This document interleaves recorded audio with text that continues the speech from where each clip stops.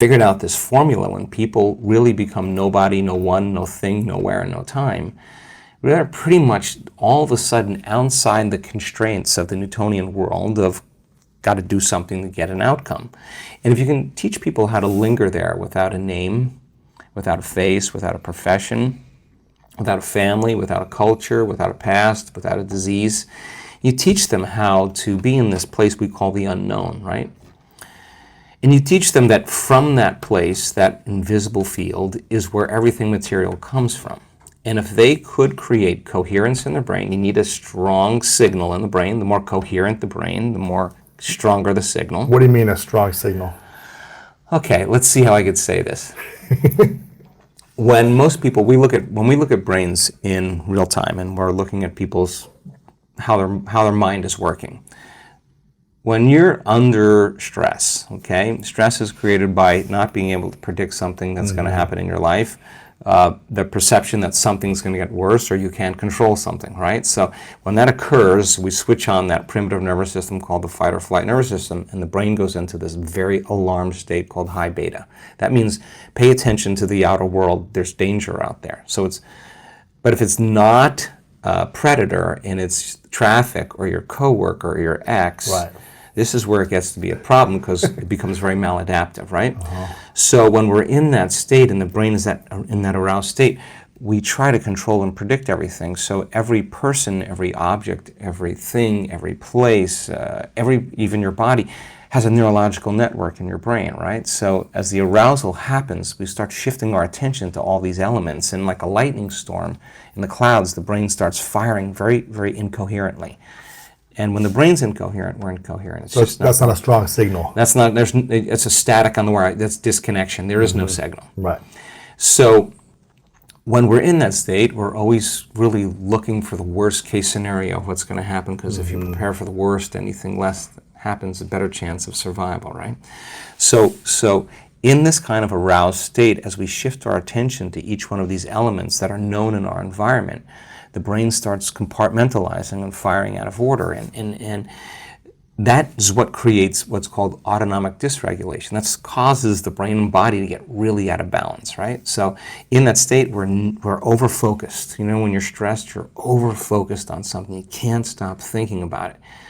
Our research shows that when you do that, you actually make your brain worse because you're analyzing your problems within some disturbing emotion, and that emotion is driving you further out of balance. You're actually knocking your brain and body out of balance by thought alone, and you're driving it into these more aroused states, right? For someone that's been living like that for decades, that's their base state. How do they even realize how to get out of that? They don't. Usually it takes crisis, right? It takes trauma. Extreme breakdown. Yeah, breakdown. A loss, a death, all of a breakup, a divorce, a bankruptcy, whatever it is, a disease, a diagnosis, whatever, something where you just can't go on business as usual. Now it's time to really start looking, right? They have to wake up then. Yeah. So let's get back to the concept of abundance here, because you need a strong signal in this field. Right. So then, if you can teach people to do the exact opposite, go from putting all of their attention on everything physical and material in the world of separation, and instead of narrowing their focus on something material, ask them to broaden their focus and put it on nothing. Now, I know that sounds kind of crazy, but when you put your attention on space and you divert your attention, the act of sensing without thinking actually starts to slow the brainwaves down. Not only slow it down, but all of a sudden cause the brain to start reintegrating, starts to synchronize, right? And so you see different compartments of the brain that were firing out of order start to resonate. They start to communicate. They're all of a sudden synchronizing, and what syncs in the brain kind of links in the brain. So when a person has their whole entire brain firing in rhythm, that's a very strong signal that you can send out into the field. So when that signal is strong in that position, what can you create from that space? Okay, but that's only one element. Okay. So then the clear intention tends to be a very important element that we have to get down. And the more coherent the brain, the more clear the signal for that intention. So with intention and attention, we could actually make thought more real than anything else. Now, what is that? You're saying, what would it be like to be wealthy? What would it be like to be abundant? What would it be like to have all my needs met? What would it be like to have more than I need? What would I do if I had everything I ever wanted? The answer always is the same. You start giving stuff away. Because if an abundant person is truly abundant, why would they hold on? They would say, I'm not in lack. There's more for everybody. Okay? Turns out, though, that the signal sent out isn't enough. You have to draw the experience back to you. And so send the signal out to, it's coherent brain, financial freedom, abundance, all these different things. Right. Whatever that is for you. Whatever that is for you. You're putting that out there with your signal, with the intention and the attention. Right. And then how do you draw it to you? So in the physical world, in the physical world, you got to go get it. You got to do something. This is the plane of demonstration. You got to go get it, and when you're in lack until it occurs, right? So what I'm hearing you say, there's a way to not chase but attract. All right. So if you're creating from the field instead of from matter, right?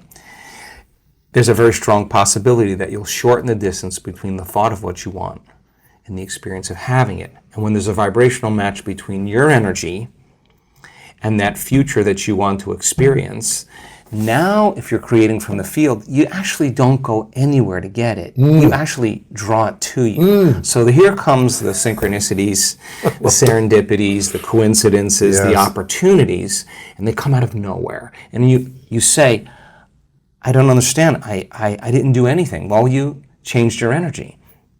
And so then the other element is a coherent heart, right? And the heart has a magnetic signature. And the magnetic signature is what draws reality to us, right? So you combine that clear intention with a coherent brain. Now here's the key. This takes practice. Yes. Because the person who's living in lack is usually unworthy, is usually insecure, is usually in their past, they're usually frustrated, they're usually impatient, they're usually resentful, because nothing's changing out there because it's taking too long. Well, everything takes a lot of time when you do matter to matter, right? So then if you teach them, okay, we know all about that. We know the story behind that. We know what your parents told you about money, all that other. Don't worry about it. Don't worry about it. But now let's do something that would be really cool. Let's write down the feelings of how you would feel if that future happened, and you're going to have to feel that feeling before it occurs.